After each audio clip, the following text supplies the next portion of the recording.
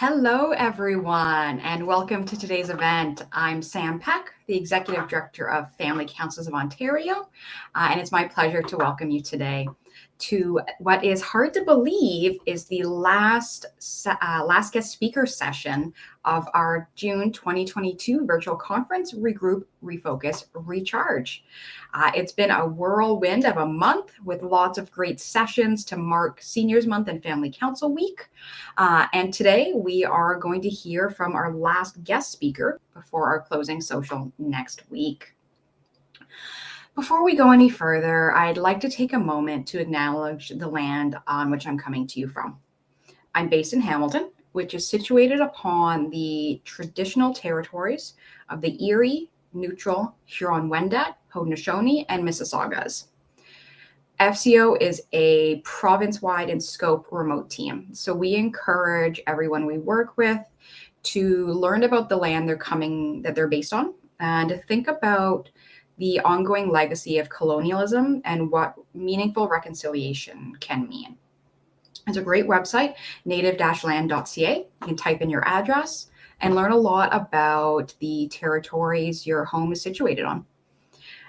As this month is Indigenous History Month, we hope you'll mark this month by learning more about the Indigenous peoples of your community and their history.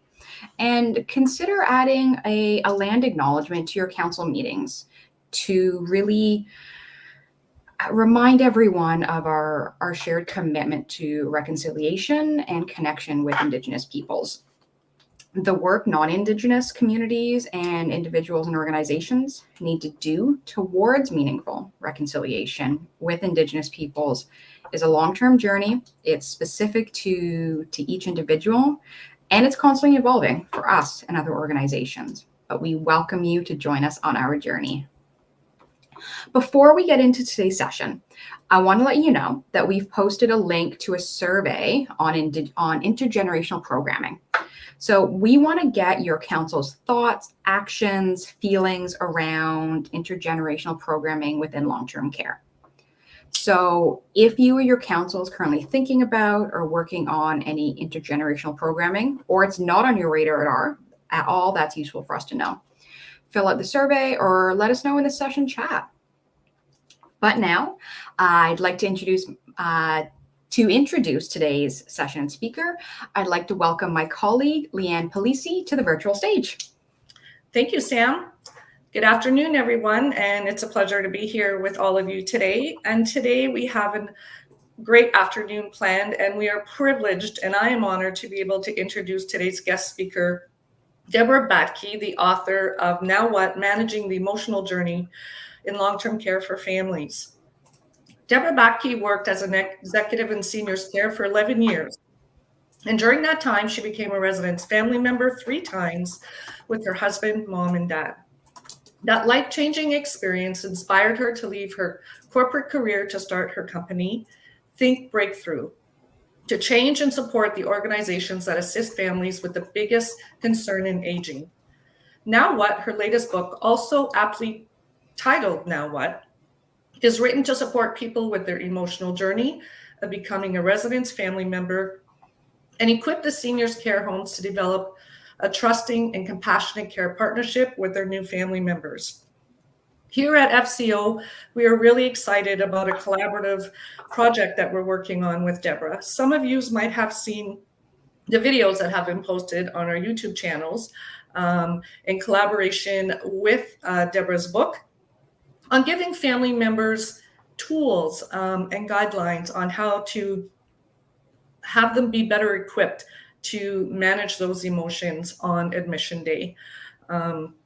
We're really excited to be able to collaborate this with Deborah, and this project is part of a bigger project that FCO is working on in terms of developing a brochure or an information package for family members. And our hope is to answer all the questions that family members didn't even know they had prior to entering long-term care. So we're really excited to be able to work with Deborah on this, and we're hopeful, that families will be better equipped to manage that emotional journey. So without further ado, it is my pleasure and honor to introduce to you Deborah Bakti. Thanks so much, Leanne and Sam, and hello, everybody. I'm super excited to be here and to be partnering with Family Councils Ontario. As we're going to be talking today about this, how we can help residents' families with their emotional journey into long-term care.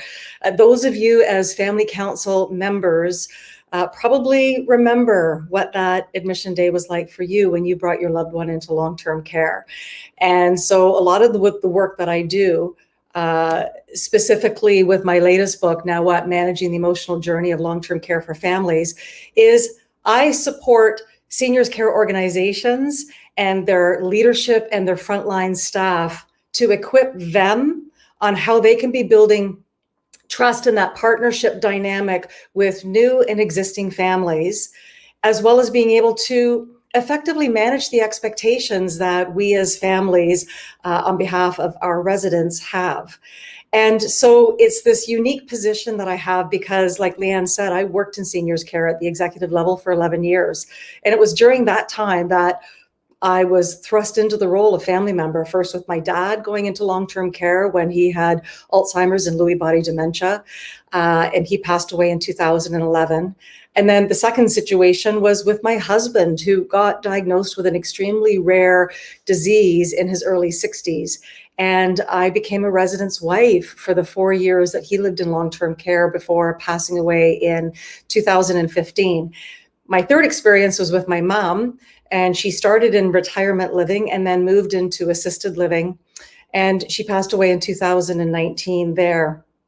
And actually, I've been a family member 4 times because Ty's mom, my mother-in-law, celebrated her 100th birthday in long-term care in February, and then a couple of months later passed away. So I made this big decision to leave my corporate career and start my own business because I really wanted to work with both sides of this conversation and this key relationship with families, having been one of those family members and have gone through the experience. And that's what Now What really is about. And so clients that I work with are providing copies of Now What to their new family members as they bring them on board. So I'm going to share a couple of key concepts that I think really apply for both the care providers in the home, the staff, as well as families. And this idea of take the lead and be the guide your families need and want. If you think back to when you first became a family member, or when you meet new family members, they're lost. They don't know how things work. And so it's part of what I saw with Now What was to be that guidebook, that being able to provide a bit of a roadmap. And for people that work in family council, you've got a lot of experience and knowledge that you can share. So, and when I talk to care team providers in the homes, I say the families are looking for you to take the lead and be the guide. And we're going to talk about some 3 specific gaps that occur right now that when we're able to close those gaps, allow us to be able to build that foundation of trust, respect, and partnership that we're really looking for. The second is around build your culture on the way in, one family at a time. From a business perspective with long-term care, they have ongoing new residents moving in, being admitted with their families as a part of that family unit. And some homes, they have new admissions every week. And so you can imagine how the culture changes when you have new families coming in, existing families who are no longer a part of the community because their loved one has passed away or they have been relocated. So a lot of the work that I do is about how do you design a welcome, intentional onboarding, for lack of a better word, experience so that it isn't just an admission process. I wrote in both of my books about how I felt that my admission day with my husband, it was rushed, it was transactional. I felt like we were widgets on a production line. And that really what sparked the inspiration for my first book, as far as Recipe for Empathy, to help homes to understand that what families are experiencing, this is a big deal day. This is not something that we signed up for as family members for our loved one. And so by being able to be intentional with that, and as a family council, you also have the opportunity to build the culture within your home community on the way in, one family at a time.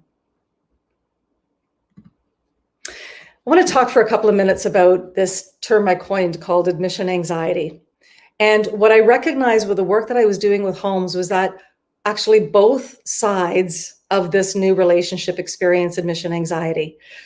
For obvious reasons, families coming in maybe 2-3 days previously, you get the phone call that you've been approved, there's a bed available, and we know right now the wait list is over 40,000 Canadians or Ontarians. And so then it's the day of, and driving to the home and not knowing what to expect, and all the anxiety and the emotion and the worry and the guilt and the grief. And then sometimes we feel a bit of that relief because now we have support, and then we feel guilty about feeling relieved. And everything's happening so fast over 3 or 4 hours, lots of paperwork and processing and people and all of the policies, and so much to take in. What I didn't really realize until working with frontline staff was that they also feel admission anxiety, just for a different reason. They've not yet met your loved one, their new resident. What they know about them is just based on paperwork that may not be fully accurate or up to date, and they don't know the family. They actually really worry about, what's the family going to be like? Are they going to be nice? Are they going to be easy to deal with? Are they going to be challenging? Where are they at? So there's actually common ground in this concept of admission anxiety that's coming from both sides. So I referred earlier to 3 gaps. So I want to break those down for you. The first is the knowledge gap. And what I mean by that is with the families and the care team meeting each other. Let's start with the care team. The care team know their home. They know their people, processes, policy, protocols, their culture. They know how things work. They know the place like the back of their hand. They know all the residents. They know the families. They know the vendors. They know the office politics. So they're very comfortable with the home. A family coming in doesn't know any of that. It may be the first time as a family member that they've even stepped into a long-term care home. And so you've got this knowledge disconnect because the family knows everything about their loved one, what they like, what they don't like, what their habits, what their preferences are, what their interests are. And families, we also know about our dynamics, and I'm also going to say dysfunction, because what family doesn't have a little bit of dysfunction, right? And sometimes that comes into the relationship as well. So this knowledge gap exists, and both sides are trying to figure out as much as they can in understanding the other. So that's the knowledge gap. The best way that we can close that knowledge gap is going to ease some of that admission anxiety, and we know it's not going to happen all on the first day. And it's important that when I talk to the staff that I train is that families don't know what they don't know, and it's not your fault as a family member. The healthcare system is incredibly complex.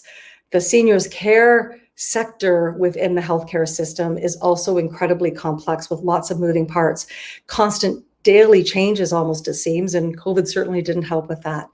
So I try to remind the staff that families don't know what they don't know. I had a family member say, well, I thought the administrator was like the head secretary of the home. And she goes, and then when I found out that it was actually the person who was running the home, I was kind of surprised about that. Sometimes we have to remember families don't know what they don't know, and it's not their fault. The second gap is the emotion gap. And as I alluded to earlier, that admission anxiety that families feel and the levels and depths of emotion that they feel or not, because sometimes when we're in that task-oriented managing somebody's care, sometimes we kind of stuff down all of the emotions that we're feeling because we don't have time to get emotional about it. I took care of my husband while working full-time and raising our 2 kids for 3 years, home care, adult daycare, 27 different specialists, hundreds, if not thousands of medical appointments. And so I was just on autopilot. And it wasn't until, a few days and things sinking in that the emotion that I was feeling, the loss that I was feeling, the guilt that I was feeling, particularly when you have people saying, did you really have to put your husband into a long-term care home? And the relief that I felt that I had some people that were helping me out. And then, as I mentioned earlier, that feeling guilty about feeling relieved about it. For the staff, they probably are in an average size home could have anywhere from 1 to 3 new residents being admitted every week. And they can't possibly go to that place of that emotion. Empathy, yes.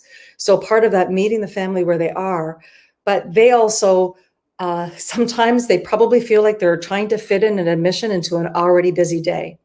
So there's this disconnect with where they are emotionally. And what I share with them is this. When people feel concerned, it's hard to imagine a better future.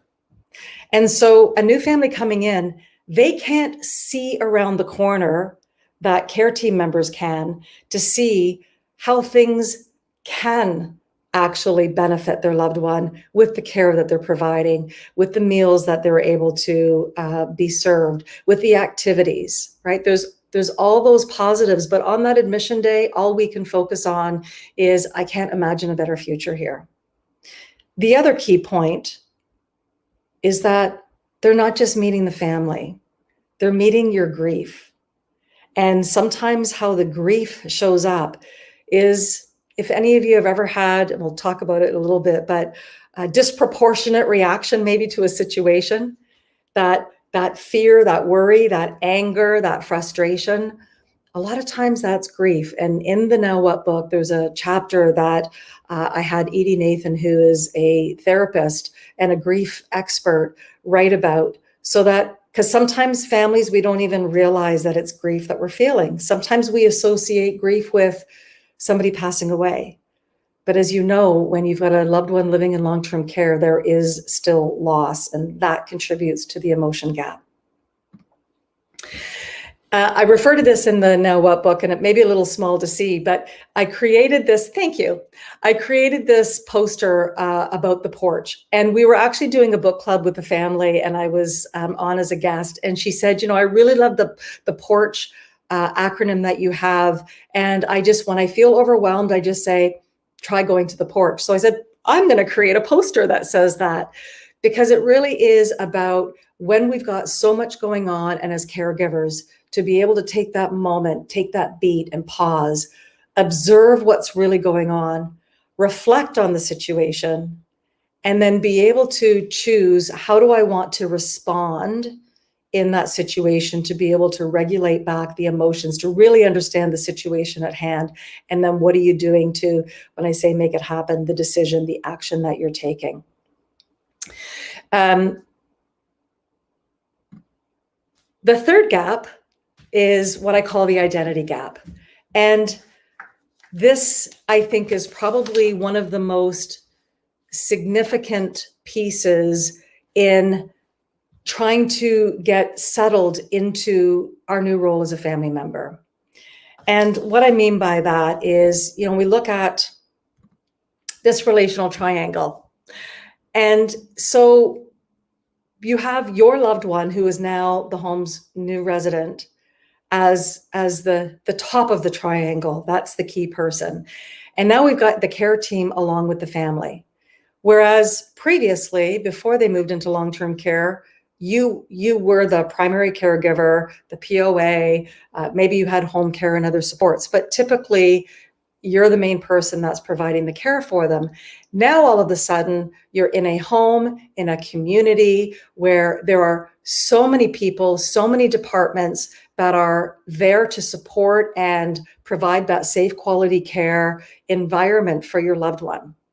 And so this idea of understanding that our identity is changing. And you're not giving up control of your loved one's care. You're taking on a new role as a partner in care. And I almost wish that somebody handed me a job description to say, as of today, this day, your job description has changed. And you don't have to bear the weight of the world with your husband's care on your shoulders. We are here. We've got you.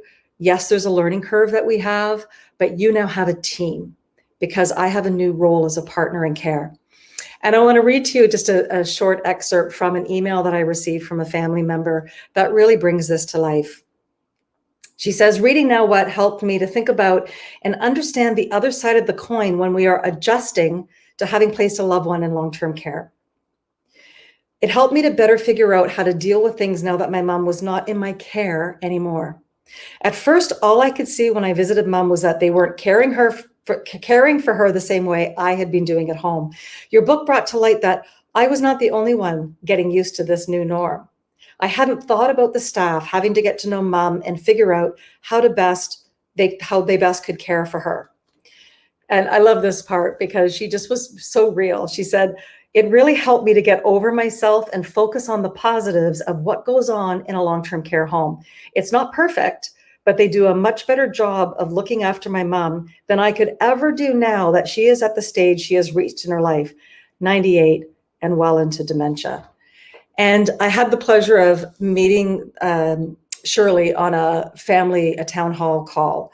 And when she described that, she said, I was driving the staff crazy because I kept saying, you're not doing it the way that I did it. And she doesn't like it like that. And for her to be able to have that transformation in her awareness, she, after 7 months, was able to actually take a vacation to be away from her mom for a couple of weeks because she knew that she kind of needed to let her guard down. And she needed to accept what she, in her words, what she said to me was, they weren't caring for my mom the way that I was, but the way that they were caring for my mom was still good. It was just different. And how can we possibly expect care team members to take care of our loved one exactly the way that we would? And so I think that really speaks to that identity gap. So I invite you to be thinking about, as family council members, how can you help reduce admission anxiety for families, residents, and care team members? Because all the individuals here, including your loved one, the resident, is having admission anxiety. This is a big change on so many levels for your loved one and for you as a family. And it's a change and a new beginning for the care team. And they really want to get to know you and your loved one as best as possible so that they can, through their learning, be able to provide the best care. And how can you help close the knowledge, emotion, and identity gaps with families? When you think about when you're meeting a family and if they're expressing some worry or concern or fear, to think about, is this a knowledge gap? Is this an emotion gap? Or is it an identity gap that this person is struggling with that you may be able to help them with? The next section that I want to cover is the 7 A's. It's a section in Now What, where I realized with my own personal journeys and talking to lots and lots of other family members that we go through these different stages, and it's not linear, although I do think that we tend to start at that stage of awareness.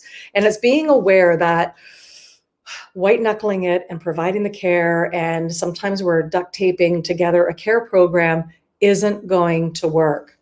And the hard part with long-term care, and I actually wrote this in how I start the book in the introduction, I say, when I get old and can't take care of myself, I want to live in a nursing home with a bunch of people I don't know, said no one ever. So we understand that. We know that 97% of Canadians want to age in place in their home. However, sometimes that's not possible. And it takes a bit of that awareness that this is not sustainable and we need to look for more help. And then going through that stage of being able to acknowledge and moving into the adapting. I've had some family members say that they are currently in that stage of adapting. It's a new routine. It's a new place. It's new people. All of these things that we need to learn to adapt, to really integrate that into our life. Because as you will remember, when your loved one moved into long-term care, your life changed as well, with things that you were no longer required to do, as an example, or do differently. And sometimes that opens up space in our life that we can almost feel uncomfortable with. And then being able to accept, and I say in the book, we don't have to like something in order to accept it. But if we kind of like, oh, and we resist, then that's what can make it difficult and actually create some of that emotional angst when we're fighting against it. With the allow, I just want to read a short excerpt from that section, because to me, allowing is being able to get around that corner to see that this new environment and these new relationships, to be able to allow that to be, again, versus the resisting it, can be really helpful. Ty was a handsome and charming gentleman, one of the many reasons that I married him, actually. And he maintained those qualities even during his illness. He was extroverted, loved being with people and participating in the home's activities. Bingo night became one of his rituals. He made everyone laugh, and he was just super fun to be around. One evening after work, I swung by the home to visit him. We had argued the night before, and yes, even through illnesses, couples can still fight. And I wanted to pop in to see how he was doing. In the main entrance area, the bingo tables were set up, and Ty was sitting with a group of ladies. It had become clear to me that he had shared our friction-filled conversation from the night before. They were all on Ty's side. And as I walked toward his table, I got the stink eye from the entire group of elderly women. When I look back on this event, I realized that I was in a place of allowing. I could see the humor in the situation. I could appreciate that he was making friends. It was really nice to see him getting more involved with the activities and the events that the home offered. He didn't need me there as often, and sometimes I even wondered if I was cramping his style. I wondered if he'd rather be going to the home's pub night and enjoying a beer with his buddies. So it's having that opportunity when those things happen. I mean, I went through a period of time where I was like, what do you mean he doesn't need me here? And he was creating his own experiences without me. And that was the part about allowing. The chapter on accountable, I really talk about how as family members, we have an accountability in how we show up in the home, in the community. And it's like the quote that take responsibility for the energy that you bring into this space. And the accountability to be able to bring forth concerns and questions in a way that is collaborative versus combative, which I'm the first to put my hand up and say, I've been there, so no judgment here. But really being able to build in, going back to the identity and the role of a new community member. And as family council members, you have an opportunity to model and be able to take the lead and be the guide with families on how to best embrace that accountability. And then the last is around being able to appreciating the staff, appreciating some of the new opportunities, new connections that you're able to make. So I'm going to switch gears and jump over to family flavors. There's a chapter called What's Your Family Flavor? And truth be told, I almost didn't include this chapter in the book because I was worried that maybe some families would feel offended. And I thought about it a lot, and I thought, I see my role. I've got the vantage point of having been a seasoned family member, as well as understanding the business. And I wanted to be able to equip families with as much information and insight as possible. And so I really believe that this would be a benefit for families to have. And I've had a few families reach out and say it's actually their favorite chapter. So when I looked at my own experience and a lot of the families that I've spoken with, is that I thought kind of come across three typical kind of basic flavors. And the first I would describe as the sweet and savories. And those are the families that are very engaged. There's probably a lot of sweet and savories on this call. If you're involved in family council, you know the staff, you know the management. Sometimes sweet and savories know more about what's going on in the home than the staff in the home themselves. They are well liked and appreciated, and when those families come in, you can see the smile on the staff's face. They want to know how the dog's birthday party went over the weekend. You know a lot about each other. They are deeply ingrained in the culture there. Probably the majority of families in an average home are what I call the salt and peppers. And the salt and peppers, they kind of go with the flow. They may not be there as often. It may be they can't because they're physically not located closely enough, or they've got a lot of other priorities that are happening. they do connect. I would have considered myself on average a salt and pepper. I was probably in the home some weeks only once or twice, depending on my work schedule, other times more frequently. I knew who to connect with, but generally speaking, I was just kind of there, and not everybody would have seen me coming in and out. The third group is what I call the jalapenos. And like the name, they can be a little spicy. And sometimes families can come in with a bit of that, let's call it the jalapeno bias. Maybe they're coming in, they've read a lot of information in the news, they've already have a bias toward or a fear of everything that they've heard about long-term care, the stigma. They've got their own narrative about it. Could also be that they are in a large family and they didn't support the decision to put their mom in long-term care. So there's some of that can come in with it. Jalapenos tend to be the smallest representation in a home, but they take up a lot of the staff's time because of wanting to have a lot of issues that they're bringing up. And so there can be some challenging conversations. So in the book, I talk about, these are some signs if you're being perceived as a jalapeno by the staff. And I will also want to say, it doesn't mean that jalapeno families are always that way.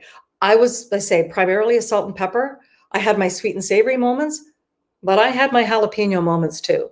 So just like anything, as human beings, we can be going along, minding our business, something happens, and all of a sudden we're like, wow, I really felt triggered by that.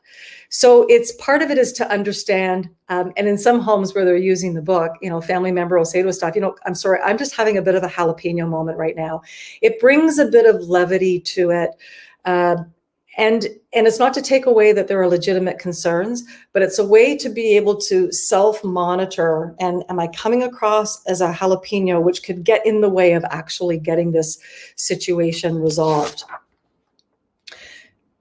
I would say anytime I've consulted with families, if they're having a conflict or they've got a complaint or an issue, or a home contacts me to ask for my assistance in really breaking down the issue, I would say the main root cause of the conflict and that fractured relationship is unmet expectations. And this formula, disappointment equals expectations minus reality. And I think that it's something that I think about quite often. And any given day, even outside of your role as a family council member and a family member, we're constantly creating expectations in our mind. I had an expectation earlier today when I was at another function that I would be able to find my car.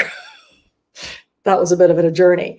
So of course, it didn't align with reality, and I was feeling disappointment and a little bit afraid that, I'm not gonna be able to find my car and get back here. So it's important when we think about the expectations that we are setting, and also if they're realistic. And I just want to share with you, Brene Brown, if any of you are familiar, this is her latest book, Atlas of the Heart. And she has a definition that says, disappointment is unmet expectations. The more significant the expectations, the more significant the disappointment. So think about that from a family member perspective, and you have an expectation that your mom is never going to have a fall in the long-term care home. And one day you get a phone call from the nurse to let you know that your mom had a fall. Well, if the expectation was that that was never going to happen, and I hear this a lot, but I thought that the home had 24/7 one-on-one care. Where were you when my mom had a fall? That never should have happened, right? There's misconceptions. It's an unrealistic expectation that somebody would never have a fall and would be constantly monitored and watched by a care provider. So this is a really important aspect in the training that I do with homes, or even when I'm talking to families, to understand, where did that expectation come from? And what is that expectation rooted in, and how much does it align with the reality of the situation? Because nobody wants to feel disappointed about things. And it aligns with in Recipe for Empathy, my first book, one of the E's is around expectations, that we're clear on what they can expect from us and what we can expect from them. I encourage families and care teams to get together and have what I call an expectations conversation. A good place to start is with Now What, where I've listed 20 misconceptions, the most popular misconceptions that families have that I'm working to clarify. And I suggest have the family read the misconceptions, highlight the ones that they want to have a discussion about. The more that we can clarify that, and as a family member, to be able to say, as my new partners in care, my care team partners, this is what I expect from you. Because if they don't know what your expectations are, as best as you can formulate them as you learn about long-term care and the environment, then at least you're going to be able to reduce that level of disappointment that can happen. Another piece to consider is how you can bring curiosity into the conversations with care teams, particularly if you're feeling frustrated or disappointed. As human beings, we are hardwired to make snap judgments. We do it all day long. When we see something, we're deciding, we're judging. And sometimes that can be kind of judgmental, or we jump to conclusions, right? The narrative. And so what I suggest, and I try to practice this every day myself, is rather than making a judgment about why I think something happened, is to be able to be curious and say, I wonder what happened, or I wonder why that got missed. I wonder what their perspective on the situation is. It's difficult, if not impossible, to be judgmental and curious at the same time. And you can go home and try this with your friends and family, or if you've got kids, because it definitely shifts the energy.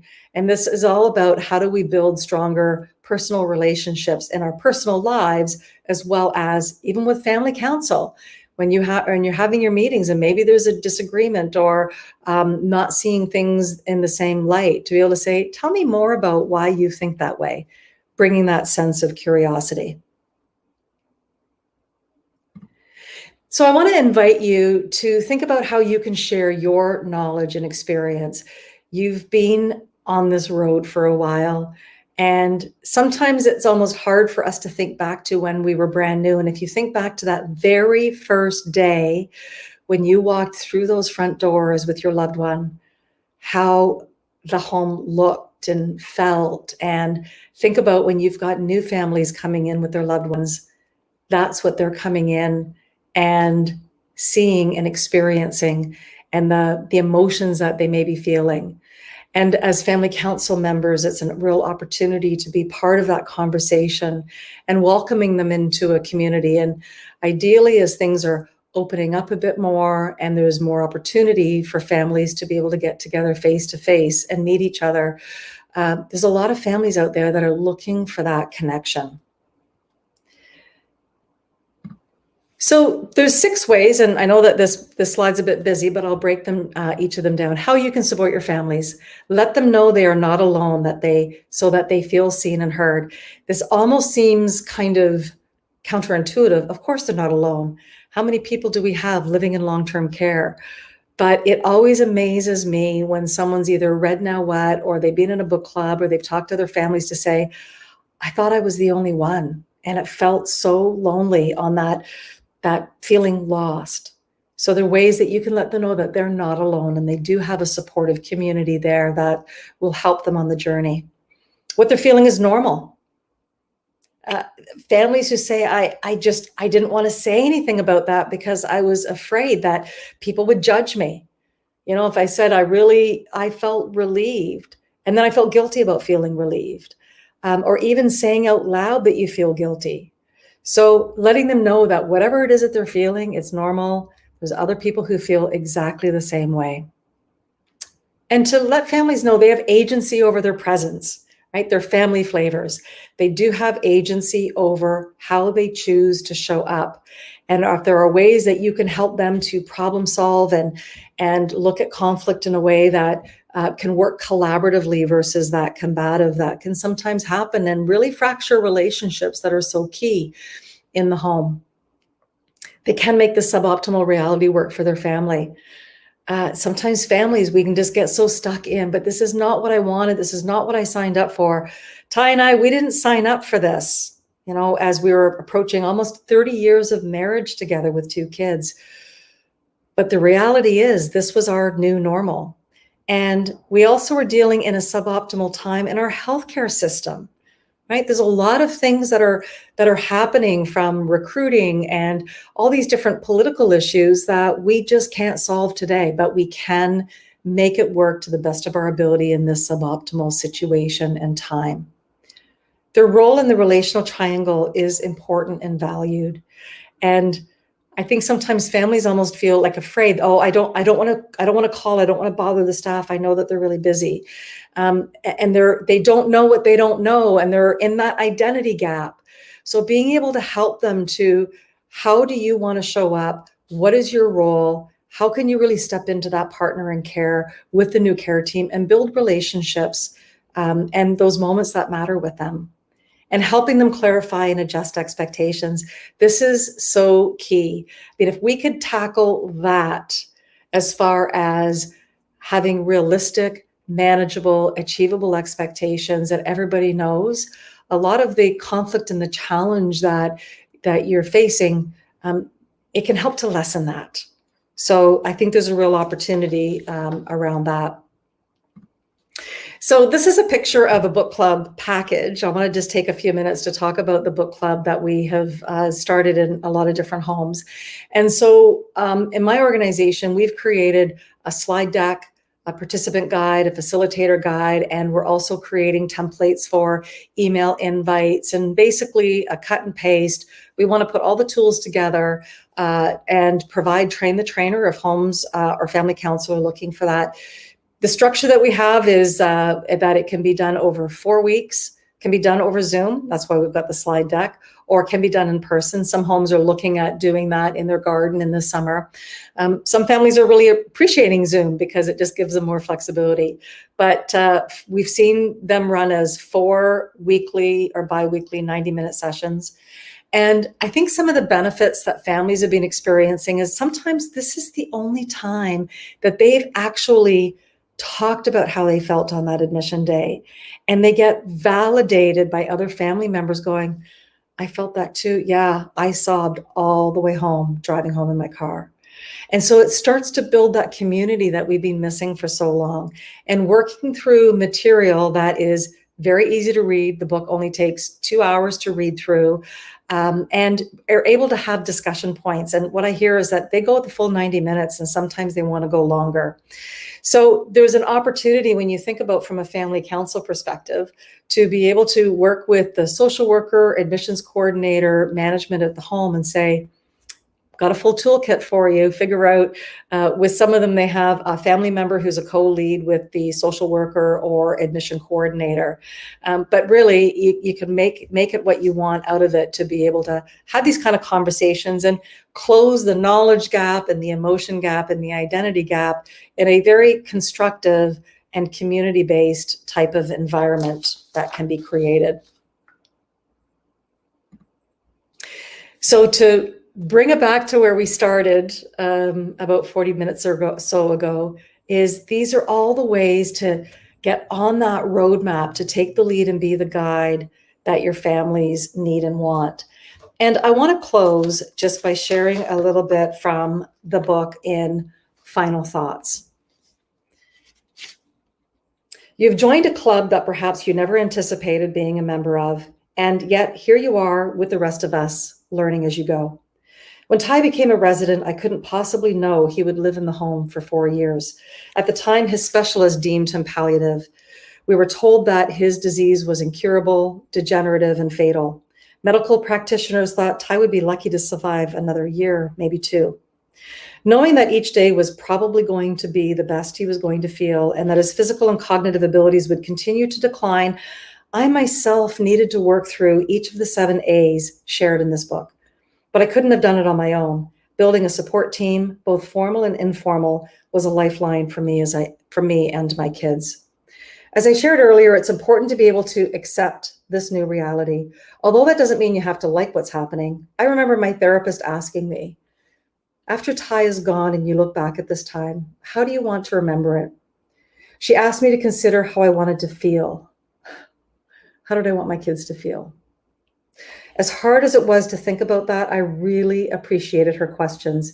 It gave me permission to lean into this experience. Whether I wanted to or not didn't matter. This was our reality. I realized I could choose to be angry, upset, sad, kicking and fighting all the way, or I could release all of that, accept what is, and make the best of it. I used her questions as guideposts to navigate what I was experiencing. I wanted to live with as little regret as possible. I wanted to be there for Ty with compassion and presence. I wanted to notice the little moments that mattered with him and his care team. I wanted to remember the tears of sadness as well as the tears of gratitude. I wanted to remember the hugs from the care team and leave them with a positive impression as they had with me. And I wanted to remember how I played a positive role to the best of my ability as a member in their community. I didn't get it right every time, but I did recognize that I had the ability to choose how I was going to respond to whatever was happening. The times I was able to do that didn't mean the sadness or the tears went away.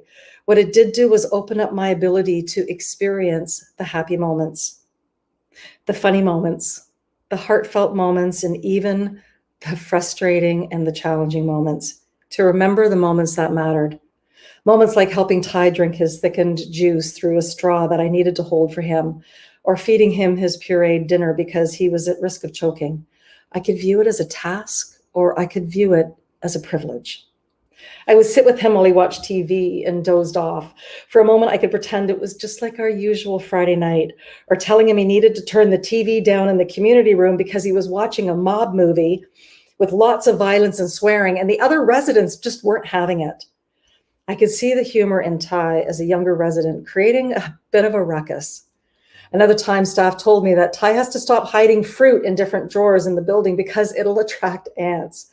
He was being crafty and resourceful. Or seeing Ty wearing someone else's shirt because the laundry got mixed up and he loved his new shirt. He was grateful to be the recipient of the mistake. Then there were the phone calls from the team members telling me that Ty had eloped again. And this is what care workers call it when a resident is exit seeking and escapes from the home. To wheel himself down to the local pub for a beer. Oh, I wish I had cut him more slack about those escapades. How you choose to react or respond to this new reality is a choice. With all of our relationship, the choice is always yours. And I will close with that, with many thanks and appreciation for the time that I've had with you today. And I think I will hand it back over to Sam and Leanne for any questions that you have. Thank you so much for that incredible presentation, Deborah. I know that your work is helping many people, and I personally loved reading your book too. So maybe to kick it off with a question is, we hear from family councils that, they really want to do something to help new families, help families through their journey, but at the same time, they're overwhelmed. Like, what can we do? It'd be great to have one of us at every, admission welcome day, but that seems like a lot. So what would you suggest to councils who know that there's something that they can do to help their peers, but they're kind of overwhelmed with, what do we do? Where do we start? Right. So I think something that I've seen that has worked really effectively is a phone call, a short phone call to the family. I've seen staff members do it, or family council can do it that evening, that first evening when the family member is going home, potentially by themselves to an empty house if it's a spouse. And just a quick call to say, from so-and-so and I'm part of the family council, I heard that your loved one has moved into our community. And I just want to see how you're doing. I'm a family member too, and I remember what that was like. That emotional connection at that moment when the family is probably at home going, oh, I'm afraid to call, and I don't know anybody, just to reach out. And it could just be a 5 to 10 minute call, I think is a great place to start. All right. Great. Leanne, is there anything you wanted to build on or ask? That exact statement is what I remembered the most when I heard you speak at an education session in terms of that follow-up with the family member. Because we tend to forget once the boxes are ticked off and the resident is admitted into the long-term care home and the care plans all done up, and all the medications have been ordered, and we provided as much information as we could to the family members. But we forget once they get in the car and drive back home, there is some emptiness and a loss. And having had that same experience, Deborah, that I shared with you in our promo video, having my dad in long-term care, I felt the same way. Even though I had all this experience and all this knowledge, you still feel there's a change. Something is different. Like tomorrow morning, things are going to be different. Right. And to have someone call you and say, how are you doing? Are you okay? I think really for family council members to be able to provide that emotional connection would make such a huge difference to new family members. Yeah, absolutely. Because it is overwhelming. It is just such an overwhelming experience. So let's say we want families to, come to that admission day feeling more prepared, feeling like they have a better sense of what to expect. So having experience as on the staff side and also the family side, through your family experience, what was the most unexpected part of that day that you'd want families to be ready for? I think I would recommend families book the day off work if they're working. Like, clear your agenda for the day. Understand that there are going to be lots of paper, lots of questions, and we can't get around it. So it's almost kind of preparing them to say, we've got a bunch of this stuff. If the home can do it before admission day, great, but a lot of times they can't because of the turnaround, and just say, we will push through it together. And I would almost say, you're going to have there's different segments. There's the clinical stuff, the paperwork, there's the administrative, the accounting, the finance stuff. Those aren't the most fun at all to need to go through. And we also want to make sure that the emotional connection is there as well. But I had no idea. I think I booked half a day, and I was planning on going to work in the afternoon, which I couldn't possibly do, right? You just want to know that. And also just to say to them, there's a lot that we're going to share with you that you're not even going to remember. And that's okay. And it really to say, this is going to feel very overwhelming, and that's okay. We've got you. We can. I think that just to so that they aren't feeling blindsided. Absolutely. And so many families do feel blindsided. And even if they have an experience in one home and now they're caregiving in another home, there's differences there. Yeah. Leanne, back to you. Yes, exactly. And it's okay to say, having worked in long-term care and doing the admission, I would say, if you see a family is overwhelmed and so emotional during the admission, and you're right, Deborah, it's okay to say there's a lot of information and it's okay. And if we don't get through this today, tomorrow's another day. And to have that flexibility to be able to work with the family and the resident through the emotional process, and just give them that pause, that moment to breathe and, reconfigure everything in their head, and then move on to the next step, whether it be another form to sign or something like that. And absolutely. And having worn the other hat and the daughter hat, and having, my dad admitted to a long-term care home, it's so much information and you meet so many new people. I just remember all the different department heads coming to my dad's room and introducing themselves. 6 people in the room at the same time. I thought my head was going to explode. And it's just very overwhelming. So to have that sensitivity of planning out the day so that you can have that one-on-one connection and really hear and see, the family member and the resident, and not, have so many bodies all at the same time. Mm-hmm. And I'll also add to that it's because sometimes on the staff side, their challenge is if families aren't showing up at the that 10 o'clock time frame. And so I say to them, then you need to explain to the family what's in it for them, why it's important, because they've got the staffing stagger, but it's also to make sure that the resident gets to have their lunch, particularly if they have medications that need to be taken with food. And so being able to see if you can get that commitment, because that can also send staff off a bit like, oh, they're late and that's going to push this back. And so now we've set both sides up for a lot of friction. But families aren't going to know that why 10 o'clock, if that's the time, is an important time for the whole organization. Mm-hmm. Yeah, it's about that expectations piece. Yeah. Expectations minus reality is just ripe for conflict. So over explaining things without being condescending, of course, but really trying to get as much information into families' hands so they know what to expect. They know a little bit more about how to come prepared, and perhaps also that no one can ever be 100% prepared. Right. That's just impossible. So I want to ask one last question. And so for family councils who are sitting watching this live or the recording, and when you talk about the jalapeno families, and they're like, I know who that person is, because every group has them, it's normal.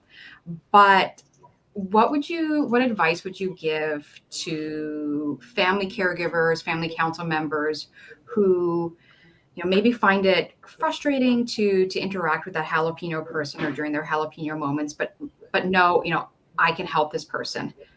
What advice would you give them for working with people having a jalapeno moment?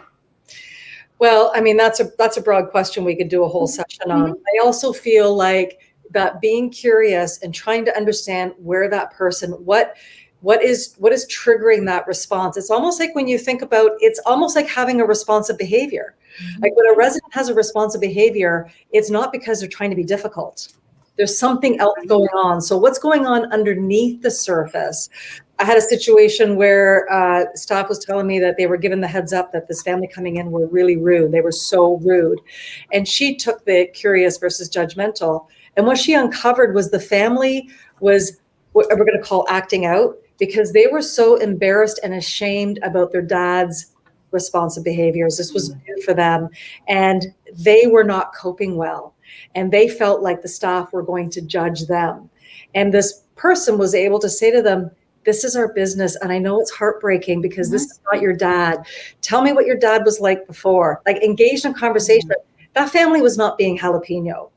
So I think if, to keep it simple, to try to be curious. And also we have to monitor, are we getting our back up? Are we getting reactive? Is that getting in the way of really hearing? And sometimes people just need to be heard. Mm-hmm. Absolutely. And to, sort of be curious, be compassionate. Really, I'd add, be mindful of language. We're running a great anti-racism project, so I'm going to give a shout out to that. But one of the core components is actually nonviolent communication, is how to approach communication, not ignoring your own needs, but also being reflective of what the other person needs. So definitely great tips. It's hard to believe that our hour together has flown by. So Leanne, I'll hand it over to you for some closing remarks before I close out the session. Thank you so much, Sam. Deborah, I'm a huge fan, and thank you so much for, spending the hour with us and answering these questions. And on behalf of the team of FCO and our attendees, our appreciation so much for you sharing your passion and your wisdom and your insights and your personal stories. It really means a lot. So thank you so much. Thank you. I'm a big fan of you guys. So thank you for the opportunity. I'll echo that, what Leanne has said, and how appreciative we are for for your work with us. And for those who haven't watched the videos already, check out our YouTube channel, follow Deborah on social media to check out the work that we've done based on Now What. So do check that out. You can also find more information about the book club if your council wants to hold one for your folks. Strongly encouraged. But in the meantime, make sure next week to come to our conference closing evening social featuring a magic show. Bring a deck of cards and you can follow along. It'll be super fun. But it's hard to believe it's already end of June and we're closing out our guest speaker sessions. Deborah, thank you again to all of our speakers. Thank you so much. Follow us, follow FCO and Deborah on Twitter, Facebook, all your social media. Check out our website for the details of the upcoming closing social on Monday, the 27th. And until then, be safe, enjoy the sunshine, and we will see you then. Thanks so much, everyone.